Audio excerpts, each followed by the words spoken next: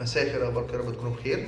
النهارده هنكمل الفيديو الثالث اللي بنتكلم فيه عن وسائل تنظيم الاسره او وسائل منع الحمل في المجمل، اللي هي الاثنين مع بعض يعتبروا ذا سيم نيم، يعني نفس الفكره ونفس الغرض. احنا الفيديو اللي فات لما كنا اتكلمنا فيه مع بعض واتكلمنا فيه عن شق، يعني احنا في الفيديو الثاني كنا وصلنا ان احنا اتكلمنا عن 3 انواع من انواع وسائل منع الحمل. الفيديو النهارده ان شاء الله اللي هو الفيديو الرابع هنتكلم فيه على، لو الفيديو الثالث سوري، هنتكلم فيه على النوع الرابع من انواع اللي احنا قلناها كوسائل منع الحمل. ايه هو النوع الرابع اللي ممكن نستخدمه المره دي، او اللي هو اكثر شيوعا برضه عارفينه كويس جدا جدا؟ حاجه اسمها الانترا يوتراين ديفايسز، اللي هي بنسميها اللوالب، مش يعني باللغه الدارجه بتاعتنا. تمام، هي عباره عن ديفايس او جهاز بيتم تركيبه في المنطقه بتاعت الرحم عند السيده، باثينج ثرو من خلال المهبل وعنق الرحم، بيتم زرعه او يتم وضعه جوه الرحم. وليه وظائف كتيره جدا جدا، اهمها ان هو بيعمل حاجه من الاثنين. في منهم بيبقى قافل او كلهم بمعنى صح بيكونوا قافلين الجزء اللي بيدخل منه البويضه بعد اخصابها وتلقيحها عشان يحصل بعدها زراعه ليها في الجدار الداخلي للرحم من جوه او في اليوتراين كافيتي. فهو هدفه ان هو يمنع الموضوع ده، رقم واحد يمنع ان الحيوان المنوي يوصل لحد البويضه ويلقحها جوه الانبوبه، ولو وصل ولقحها البويضه مش هتعرف تعدي منه تاني عشان يحصل لها زراعه جوه تجويف الرحم. في منه انواع. قال لك دلوقتي يا دكتور والله، طب ايه الانواع الموجوده اكتر شيوعا؟ احنا عارفين طبعا انواع كتيره موجوده من زمان، لو اللولب النحاسي واللولب الفضي واللولب مش عارف ايه، واللي هو الذهبي ده لسه جديد يعتبر، ولولب الهرموني، وحاجه اسمها ليب سلوب اللي هو بيسميه ايرت، عباره عن بلاستيك بيتحط شكل دبل اس كده بيتزرع زمان، وده كان اكثر شيوعا. يمكن ده كان موجود وكان والدي بيستخدمه زمان يعني، ولحد النهارده عندي منه يعني شويه هنقول عارفه اللي هو يعني ايه سوفينيرز كده قديمه موجوده، اللي هو الليب سلوب. تمام، ولا زال برضه لحد النهارده بيصير، بس انا شفت الشكل القديم بتاعه بقى قبل ما يتجدد يبقى شكله بالنتيجه اللي احنا شايفينها النهارده يعني. فده شق. تمام، احنا قلنا ان في منهم بيتركب، شق منه بيشتغل عادي خالص اللي هو طريقه ميكانيكيه لمنع حدوث الحمل. في نوع تاني بيعمل سبيرميسايدل، بيأثر على حركه الحيوانات المنويه، يا اما بيأثر على حركه الحيوانات المنويه فقط يا اما بيقتل الحيوانات المنويه. وفي شق اخر بيشتغل ده كله مع بعض، يعني بتحط يمنع وصول الحيوان المنوي للبويضه. تمام، وفي نفس الوقت هو نفسه بيأثر على حركه الحيوانات المنويه، ممكن يقتلها، وهو نفسه بيزود افرازات مهبليه فيخلي فكره اصلا بعد الجماع وصول الحيوان المنوي للمنطقه الداخليه خاصه بالبويضه شبه صعبه. تمام، ففي منهم بيقوم بدي لوحدها، وفي منهم بيقوم بدي، وفي منهم بيقوم يعني بالكولكشن ده كله مع بعض. لو جينا اتكلمنا عن الحاجات اللي بقى فيها كبر او فيها سيلفر او الاخره، عندنا في حاجه اسمها اللي هو الكبر تي 380 اي، ده موجود جدا. حاجه اسمها نوفاتي اللي هو المالتي لود، وحاجه اسمها نوفا جارد. يعني النوفاتي هو نوفا جارد، وفي مالتي لود، دي كلها عباره عن تركيبات بتبقى موجوده على الستيمز او على الدراعات بتاعه اللولب، بتقوم بوظائف ثانيه بلس الوظيفه الميكانيكيه المعتاده، وهي منع وصول الحيوان المنوي الى داخل الانبوبه لتخصيب البويضه. ده الشق البسيط جدا، مش مشاكل.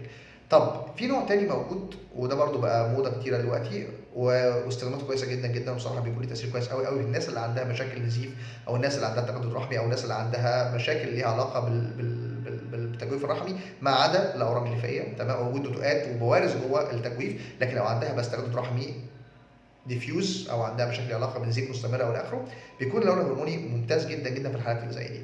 هو اكثرهم شيوعا في السوق حاجه اسمها مرينا. تمام، ده بيكون فيه ماده هرمونيه اسمها ليفونورستيرول بتركيز معين 25 مايكرو جرام، بيتم افرازها بشكل مبسط من وقت للتاني كده.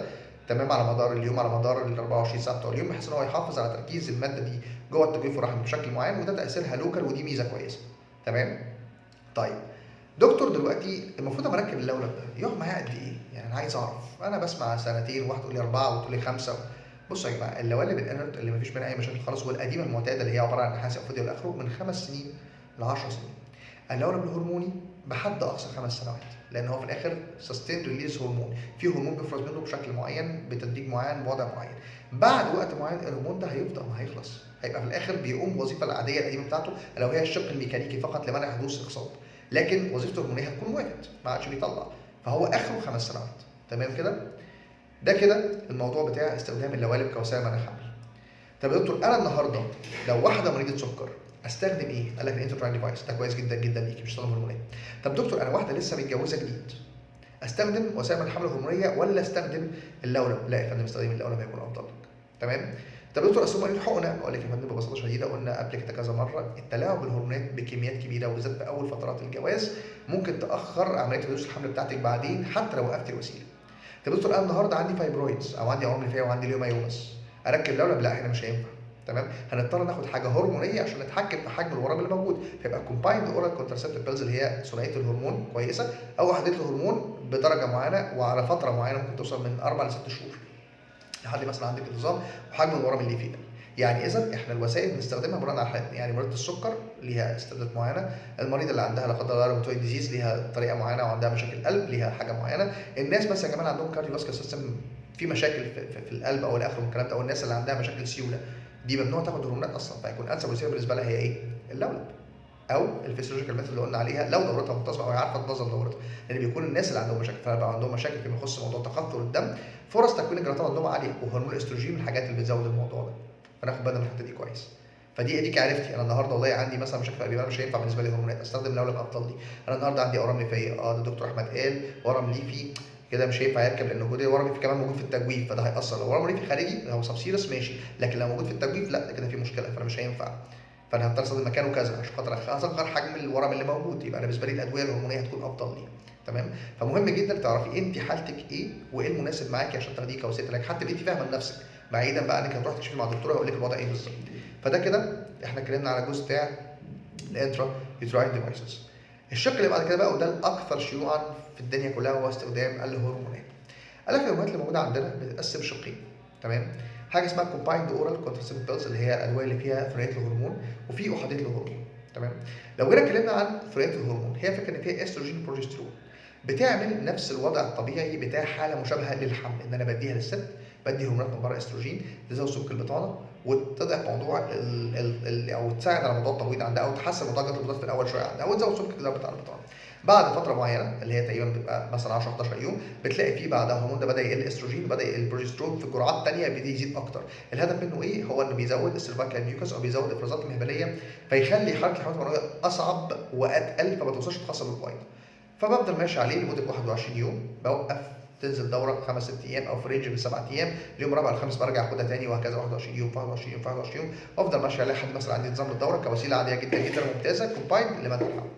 طب يا دكتور لو جينا بصينا نلاقي ان الاستروجين او الاستروجين اللي موجود في الادويه دي كلها تقريبا مادته واحده، هو 3 4 اشكال ليه، حاجه اسمها اثينال استراديول، انا مش عايز اشرح الموضوع بشكل علمي عشان ما تزهقوش، بس يعني اثينال استراديول، وحاجه اسمها ميسترانول، وحاجه اسمها استراديول سيبيونيت، وحاجه اسمها استراديول فاليريت. المهم اشكاله محدوده. اللعبه اكتر في مين بقى؟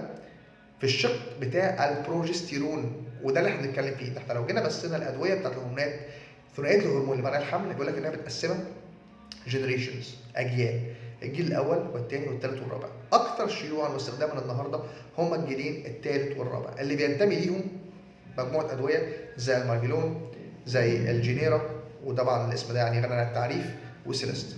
دول اكثر حاجات شيوعا الفتره دي. الماده بتاعت البروجستيرون هي بتختلف من واحده للثانيه، يعني لو جينا بصينا مثلا في المارفيلون حاجه اسمها ديزوجستريل، بصينا في الجينيرا جيستودين، بصينا في السيلست تمام هنلاقي الماده اللي اسمها نورجستيميت. دي التركه كلها، يعني الموضوع كله بيكون في الحاجات اللي زي دي، هي اللعبه في الجيل المستخدم للبروجسترون في الدواء ده. اكثرهم شيوعا في الثلاثه اللي قلناهم دول هو استخدام دواء معروف جدا هو جينيرا، ده يعني اتهرس، وفي بقى بدائل موجوده في السوق دلوقتي زي لاندينات، ودواء زي جيستافيمان او جيستافيماين، وفي 50,000 نوع موجود في السوق، كلهم بيدوروا على نفس البوينت دي ونفس الفكره دي كلها. تمام. اللي هو الجيستودين او الجينيرا، وليه بدائل كتير. تمام. طيب احنا خلصنا الشق ده، مفيش فيه مشاكل خالص، كل حاجه seems to be working properly، كل حاجه ماشيه 10 على 10. نيجي الجيل الرابع اللي هو الدروسبايرينون، ولا هو الياسمين، وده برضو اكثر الحاجات استخداما وشيوعا هذه الفتره. يعني انا نيجي نبص نلاقي ان كومبايند اورال كونترسبتيف بيلز اغلبهم اللعبه مش في الاستروجين، اللعبه كلها في نوع البروجستيرون المستخدم. تمام كده؟ طب يا دكتور انا النهارده لو هقول ايه الاعراض او السلبيات اللي ممكن اعاني منها لو انا باخد ادويه منع حمل هرمونيه؟ زي ما قلنا الناس اللي عندها مشاكل في القلب مش مفضل ليها تاخد ادويه هرمونيه. الناس اللي كان عندهم باست هيستوري سواء عندها او عند اختها او مامتها او خالتها انهم كان عندهم قبل كده اي اورام في الجسم، سواء كان بريست بقى كانسر، او حتى ايفن فايبروسيستيك ديزيز في البريست، او مالتيبل فايبرويدز عندهم اورام انفكتيف موجوده في الرحم، فدول مش مستحبين انهم يستخدموا الادويه دي فترات طويله الا بمتابعه مع الدكتور. هو ده العلاج للاسف، يعني الناس اللي عندها اورام ليفيه هو علاجهم كومبايند اورال كونترسبتيف بيلز كوسيله منع الحمل، لازم بمتابعه مع الدكتور، وبالذات لو عندهم مشاكل ثانيه ليها علاقه بالتخثر او مشاكل ليها علاقه بالسيوله بتاعت الدم، عشان انا مش هعالج الورم الليفي ولا قدر الله اعمل لها جلطه. تمام. فناخد بالنا من التركه الصغيره دي. طيب ايه تاني يا دكتور من ضمن المشاكل بتاعتها؟ يا دكتور انا بصحى نوزيا فوميتنج، حاسس ان انا عندي رغبه في القيء، ممكن ارجع، حاسه ان عندي ويكنس، حاسه ان عندي فتيج على طول مش قادر اعمل اي مجهود، حاسه ان انا عندي بلورد فيجن، بيجي لي ممكن ميجرين هيداك اللي هو صداع نصفي، بحس دايما يا دكتور بمستالجيا، الام شديده موجوده في الثدي، وحاسه انه زي ما يكون مورم وكبير عن الطبيعي بتاعه، بحس ان بيحصل لي ساعات سبوتنج، ممكن الاقي تنقيط بسيط نازل، ممكن نادر قوي